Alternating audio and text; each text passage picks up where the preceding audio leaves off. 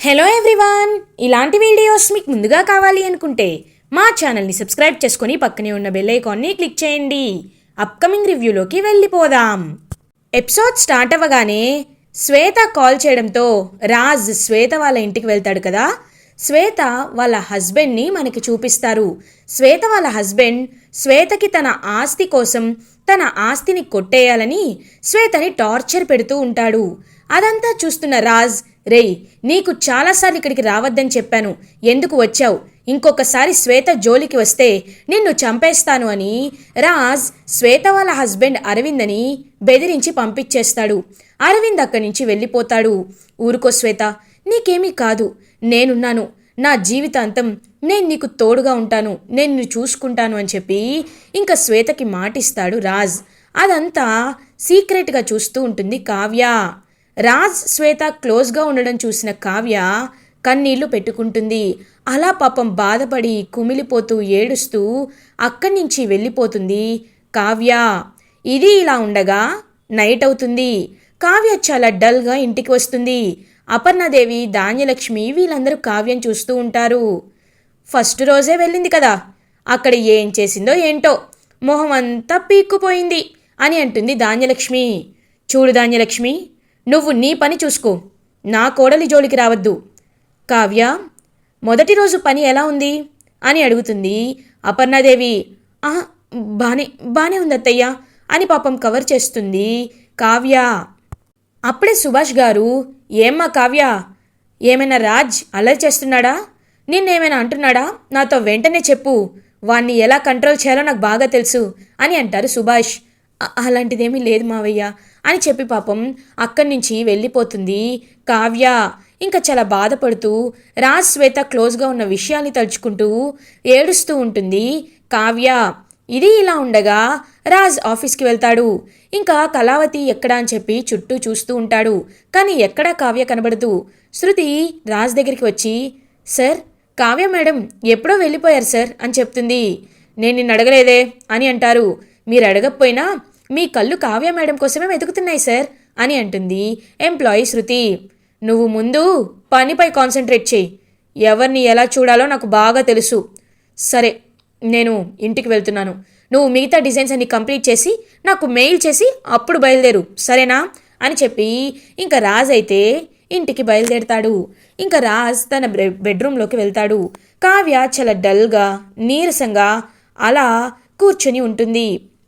ఏంటి మొహం అలా ఉంది? అయినా నువ్వు నాకు చెప్పకుండా ఎక్కడికి వెళ్ళావు అని అడుగుతాడు రాజ్. నేను అడగాల్సిన ప్రశ్న మీరు అడుగుతున్నారా అని అంటుంది కావ్య. ఒక్కసారిగా షాక్ అయిపోతాడు రాజ్. ఏం నువ్వు మాట్లాడేది అని అంటారు. చెప్పండి, ఇప్పుడు అడుగుతున్నాను, చెప్పండి. మీరు అర్ధాంతరంగా కాల్ రాగానే ఆఫీస్ నుండి ఎక్కడికి వెళ్ళారు? ఎవరిని కలవడానికి వెళ్ళారు? దేనికి వెళ్ళారు అని అడుగుతుంది కావ్య. చూడు, అది నా పర్సనల్ అని అంటాడు రాజ్. పర్సనల్ ఏంటండి పర్సనల్? భార్య దగ్గర కూడా పర్సనల్స్ ఉంటాయా అని అంటుంది కావ్య. ఏంటి తెగ ఫీల్ అయిపోతున్నావు?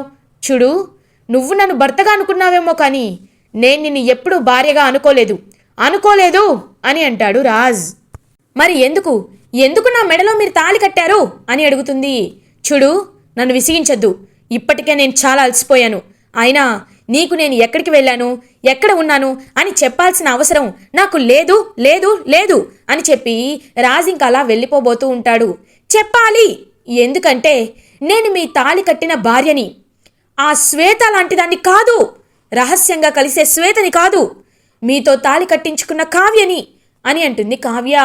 ఒక్కసారిగా స్టన్ అయిపోతాడు రాజ్. అలా ఇంకా కావ్య వైపు చూస్తూ ఉండిపోతాడు. కావ్య కూడా అలా చూస్తూ ఉండిపోతుంది. శ్వేత గురించి నీకెలా తెలిసింది? అంటే నన్ను ఫాలో అయ్యావా అని అడుగుతాడు రాజ్. అయ్యానండి, ఫాలో అయ్యాను. మీరు ఎప్పుడూలా కాకుండా విచిత్రంగా ప్రవర్తిస్తుంటే నాకు అనుమానం వచ్చి ఫాలో అయ్యాను. అసలు ఎవరా శ్వేత అని అడుగుతుంది. చూడు, టైం వచ్చినప్పుడు నీకు అన్నీ అవంతట అవే తెలుస్తాయి. ఇప్పుడు నువ్వు నన్ను మధ్యలో అడిగి డిస్టర్బ్ చెయ్యొద్దు అని అంటాడు రాజ్. అది కాదు అని అంటుంది. చెప్పాను కదా, శ్వేత నా పర్సనల్, తన గురించి నీకు ఎప్పుడు తెలియాలో అప్పుడు తెలుస్తుంది. ఇంకా టైం ఉంది, నువ్వు ఈ విషయాన్ని ఎవరితో చెప్పొద్దు అని అక్కడి నుంచి వెళ్ళిపోతాడు రాజ్. పాపం కావ్య మాత్రం చాలా బాధపడుతూ ఉంటుంది. ఇది ఇలా ఉండగా నైట్ అవుతుంది కదా, ఇంకా అలా శ్వేత డోర్ మళ్ళీ ఎవరో గట్టిగా కొడుతున్నట్టు వినిపిస్తుంది. శ్వేత డోర్ ఓపెన్ చేస్తుంది. శ్వేత వాళ్ళ హస్బెండ్ అరవిందే శ్వేత దగ్గరికి వస్తాడు. ఇంకా శ్వేత భయపడుతూ ఉంటుంది. ఎందుకు మళ్ళీ వచ్చావు, రావద్దు, రాజ్కి కాల్ చేయనా అని అంటుంది. హే, ఇంకేంటి డ్రామా ఆడుతున్నావు, మనం అనుకున్నది చేశాం కదా అని అంటాడు అరవింద్. అప్పుడు ఒక ట్విస్ట్ రివీల్ అవుతుందనమాట. మరేం చేయమంటావు, నీకేమో ఆస్తి కావాలి, నాకేమో రాజ్ కావాలి. రాజ్కి నేను ప్రపోజ్ చాలాసార్లు చేశా, కానీ రాజ్ కనీసం నన్ను కన్నెత్తి కూడా చూడలేదు. నిన్ను పెళ్లి చేసుకోవాల్సి వచ్చింది. నీకు ఆస్తి కావాలి, నాకు రాజు కావాలి, కాబట్టి ఆస్తి నీకు ఇవ్వాలంటే నేను రాజ్ని పెళ్లి చేసుకోవాలి. రాజ్ని పెళ్లి చేసుకోవాలంటే సింపతి డ్రామా ప్లే చేయాలి. ఇప్పుడు రాజ్కి నేను కావాల్సినంత దగ్గరైపోయాను. ఆ కావ్య కూరలో కరేపాకు లాంటిది, నన్ను చూడగానే రాజ్ దాన్ని పక్కన పడేశాడు అని అంటుంది శ్వేత. నాకు తెలుసు శ్వేత, నువ్వు తలుచుకుంటే ఏదైనా చేయగలవు, మరి నా పేమెంటు అని అంటాడు అరవింద్.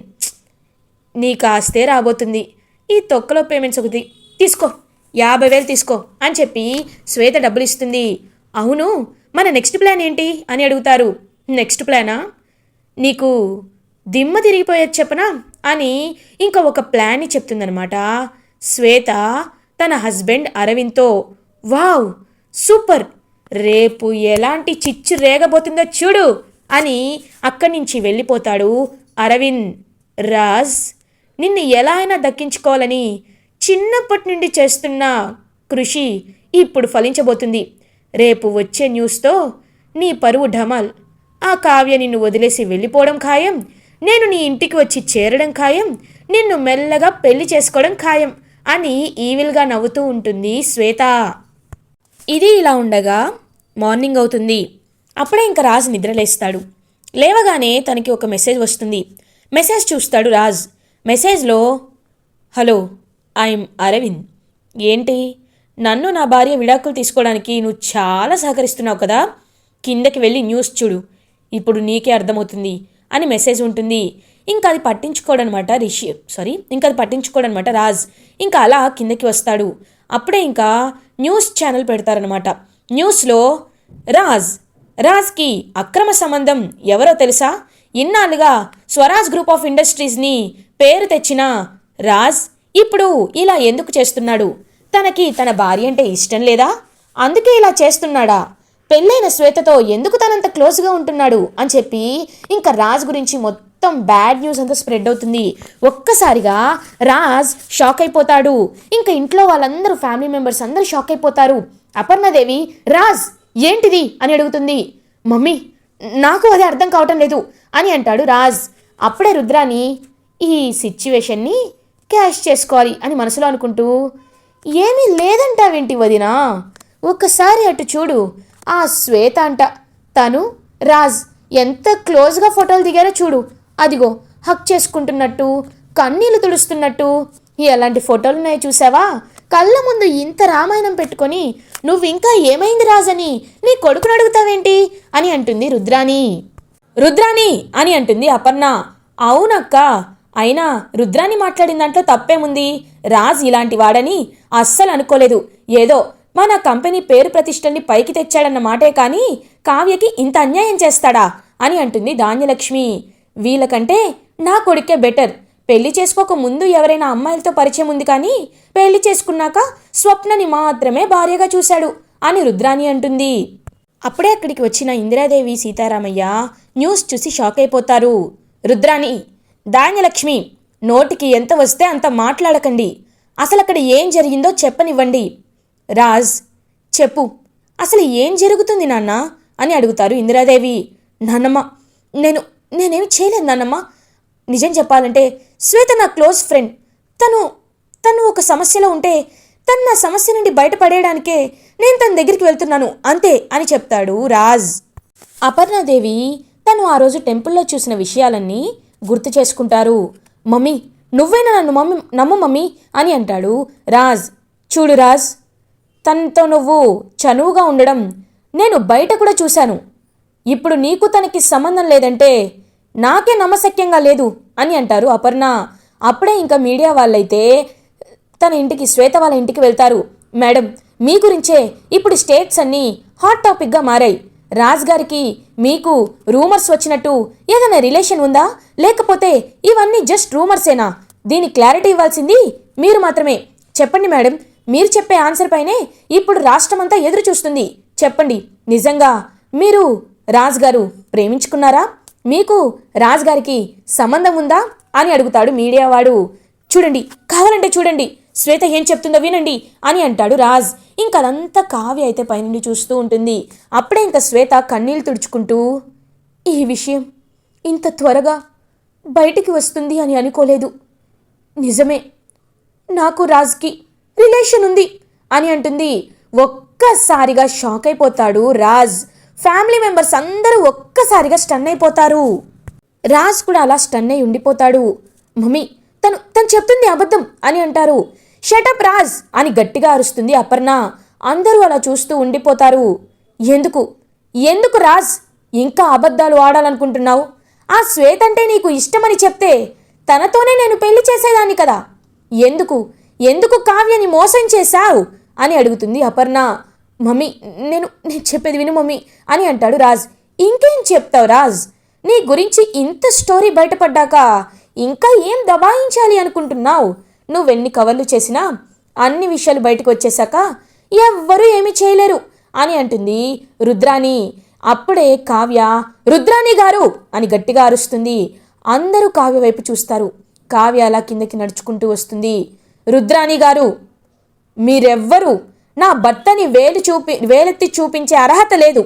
నా భర్త గురించి ఎవరికి తెలిసినా తెలియకపోయినా నాకు తెలుసు.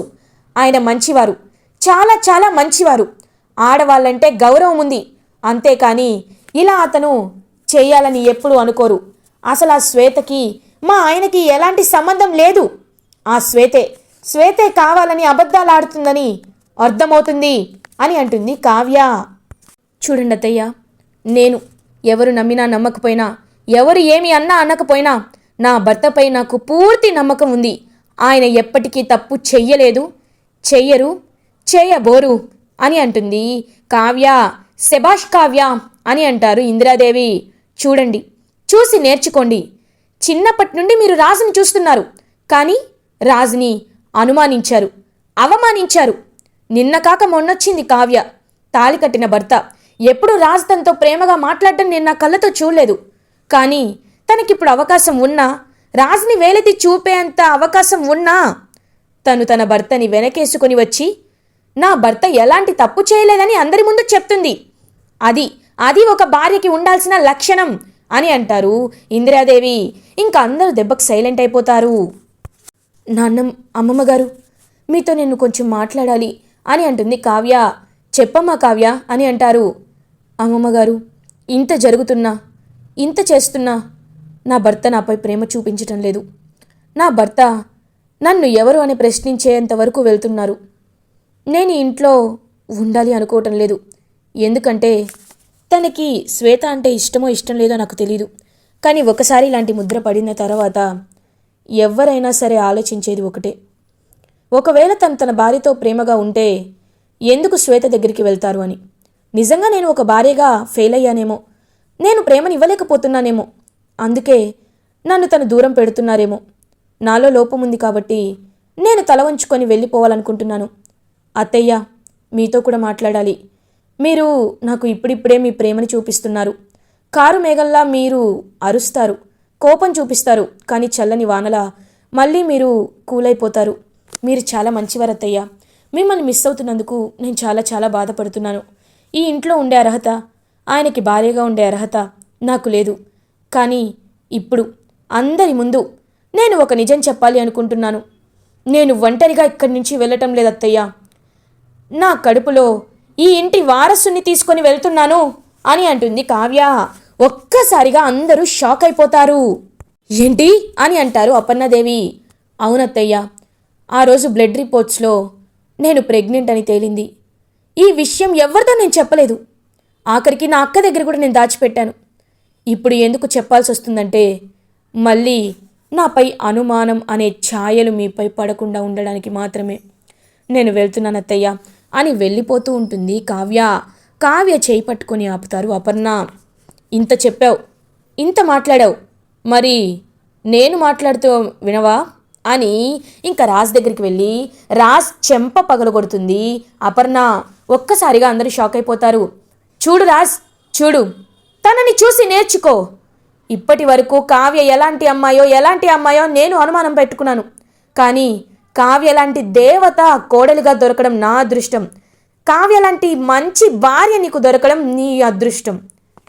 ఇప్పటికైనా కావ్య ప్రేమని నువ్వు అర్థం చేసుకోలేవా అని అంటారు గట్టిగా అపర్ణ. ఇంకా అపర్ణ మాటలకి చాలా చాలా రియలైజ్ అవుతాడనమాట రాజ్. మమ్మీ, ఇన్నాళ్ళు నేను ఏదో అనుకున్నాను, కానీ కళావతి ఎంత గొప్పదో, ఎంత మంచిదో నాకు ఇప్పుడే అర్థమవుతుంది మమ్మీ. కళావతి అని కావ్య దగ్గరికి వెళ్ళి, నీకు నేను మాటిస్తున్నాను, ఎప్పటికీ నేను నిన్ను వదలను. నా భార్యగా నేను నిన్ను స్వీకరిస్తున్నాను అని పాపం ఇంకా రాజ్ కావ్యకి మాటిస్తాడు. ఇంకా కావ్య కూడా చాలా హ్యాపీగా ఫీల్ అవుతుంది. ఇలా ఎపిసోడ్ ఎండ్ అవుతుంది. ఫర్దర్ ఎపిసోడ్ రివ్యూస్ ముందుగా మీకు కావాలి అనుకుంటే మా ఛానల్ని సబ్స్క్రైబ్ చేసుకోండి. Thanks for watching.